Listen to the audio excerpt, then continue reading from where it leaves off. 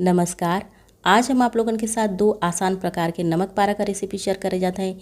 इ नमक पारा खाए में तो स्वादिष्ट होबल करेला और बनावल काफ़ी आसान होला। तो नमक पारा बनावे के लिए यहाँ पर हम 1 कप मैदा का इस्तेमाल कैले हैं।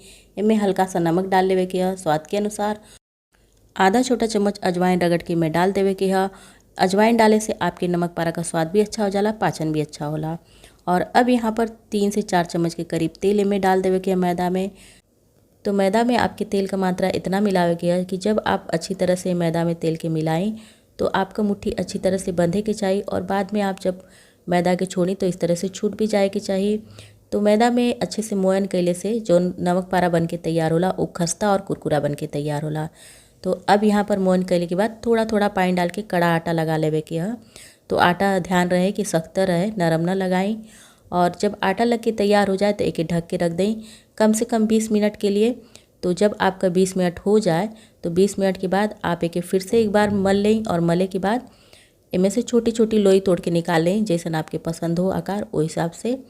और अब इनमें से एक लोई लेके अच्छी तरह से बेल लेवे के रोटी की तरह से, जैसे रोटी हम लोग घर में बनाया जाए उसी तरह से के बेल लेवे के है।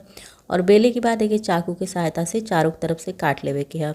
तो जब ये चौकोर आकार का बन के तैयार होकर तब एक इस तरह से पतला पतला काट लेवे के और उसके बाद यहाँ बीच में से काट लेवे के है।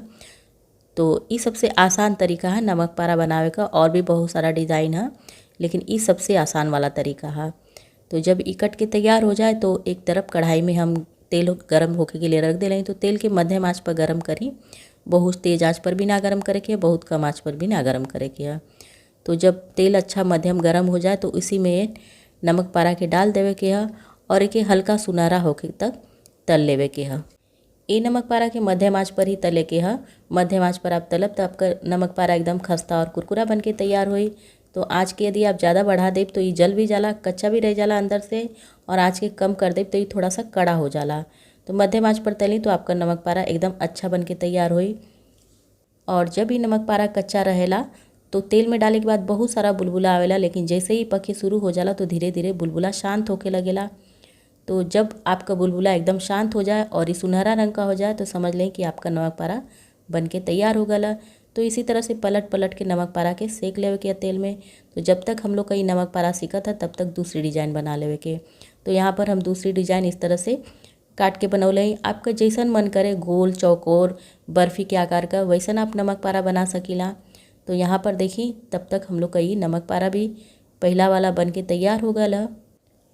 और अब आप एक किसी प्लेट में निकाल के ठंडा होके दें। जब ये अच्छी तरह से ठंडा हो जाए तो आप एक हवा बंद डिब्बा में रख के 1 महीना तक खा सकीला। ये 1 महीना तक बिल्कुल भी ख़राब ना होला। और ये जो दूसरी वाली नमक पारा का डिजाइन बन के तैयार भइल है एक भी बिल्कुल पहली वाली की तरह से तल लेवे के है।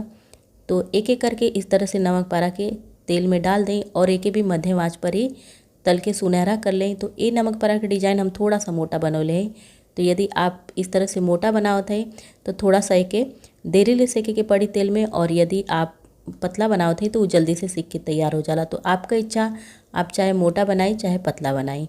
यदि आप नमक पारा का डिजाइन मोटा बना के तैयार कर लें तो ओके कम से मध्यम आंच के बीच में तली। और यदि आपके नमक पारा का डिजाइन पतली है तो ओके मध्यम से तेज आंच के बीच में रख के तली। तो ज़्यादा यहाँ पर थोड़ी सा मोटी है नमक पारा का डिजाइन तो हम यहाँ पर थोड़ा सा आँच के कम कर दे रहे हैं।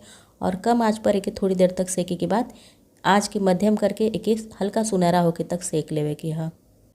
तो यहाँ पर हम लोग का दूसरी वाली भी नमक पारा का डिजाइन तल के तैयार हो गई है। तो देख के ही आपके अंदाज़ा लग सका था कि नमक पारा खाए में कितना स्वादिष्ट हुई।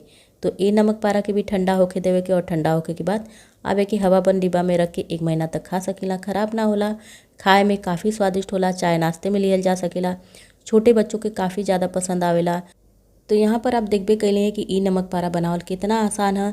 तो ई नमक पारा का सबसे आसान डिज़ाइन है और ई नमक पारा बहुते स्वादिष्ट लगेला खाए में, अंदर से एकदम खस्ता और कुरकुरा बन के तैयार होला। ये नमक पारा के आप बचल हुआ समोसा का पट्टी से भी बना सकीला। और या फिर आपके पास मैदा ना हो तो आप गेहूँ के आटा से भी एके बना सकीला। बस गेहूँ के आटा से आप बनाए तो एकर रंग थोड़ा सा और गाढ़ा बन के तैयार होला। तो यहाँ पर हम 3 प्रकार के नमक पारा का डिज़ाइन बना के तैयार कर हैं। तो जो फूल वाला नमक पारा है एक डिज़ाइन हम आप लोगों के साथ पहले ही शेयर कर चुकल हैं। तो एक वीडियो आप लोगन के वीडियो के अंत में मिल जाए, वहाँ पर आप जाके देख सकीला कि फूल वाला नमक पारा कैसे बनावल जाला। तो यदि ये वीडियो आप लोगन के थोड़ा भी अपनी भाषा भोजपुरी में पसंद आई हुई तो वीडियो के लाइक शेयर कमेंट कर बिल्कुल भी ना भूलें। और यदि चैनल पर नया है ऐसा नहीं और भी रेसिपी हमारा अपनी भाषा भोजपुरी में देखल चाहते हैं तो भोजपुरी सखी रेसिपी की ज़रूर सब्सक्राइब करें।